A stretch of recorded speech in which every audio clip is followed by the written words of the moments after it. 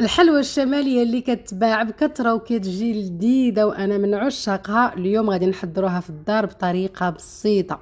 في واحد لو بول ما يكونش فيه نهائيا قطره ولا قطره ديال الماء، ديروا فيه زوج ديال البيضات يكونوا بحراره الغرفه، ديروا غير نص كاس ديال السكر، ما تكتروش، ضروري قبيصه ديال الملحه. نخلطوا المكونات حتى كتجانسوا، كنحاولوا نذوبوا هذاك السكر مزيان، كنضيفوا كذلك سكر بنكهه الفانيلا، نسيتوا تضيفوه مع السكر وخلطوا. المهم انا داك السكر يذوب لينا فقط. غادي نضيفوا حتى كاس ديال الزيت النباتيه ما يعادل 150 ملل. كل حاجه ضفناها راه حنا كنخلطوا، ونضيفوا كذلك كاس ديال الحليب يكون بحراره الغرفه 150 ملل. غادي نضيفوا الدقيق شويه بشويه. المهم انا الزيتيه 300 غرام ما يعادل 3 كؤوس بقياس كاس العنبه. كذلك غادي نضيف خميره الحلوى. نتوما كتشوفوا الدقيق راه كنزيد غير شويه بشويه. بالنسبه للخميره الحلوى راه درت زوج هنايا ما باينينش، ما كنتش قاسماهم. زوج معالق ديال لا كونفيتور ديال المشماش، نسيت ما درتوش من الاول، ولكن ماشي مشكل، كيف ما كان السائله ولا ديال الماكله. غادي تشوفوا معايا القوام ديال العجينه كيفاش داير، يقدر يهز لكم حتى 350 غرام.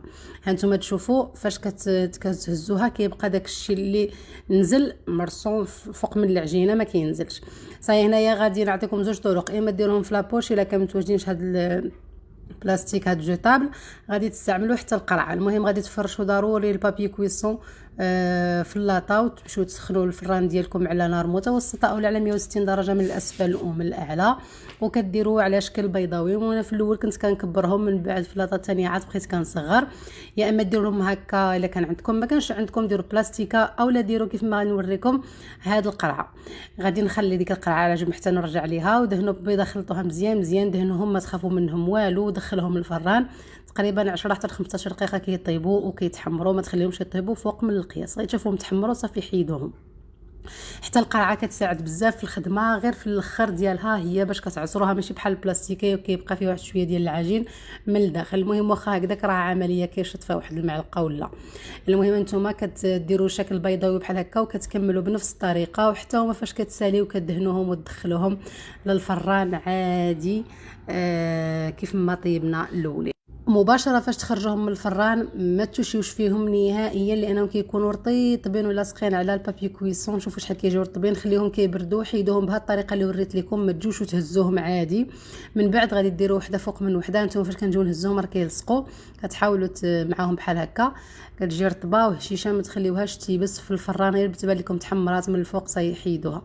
كتحاولوا تقادوا كل وحده تجي مع وحده، لان غادي نديروا وحده فوق من وحده.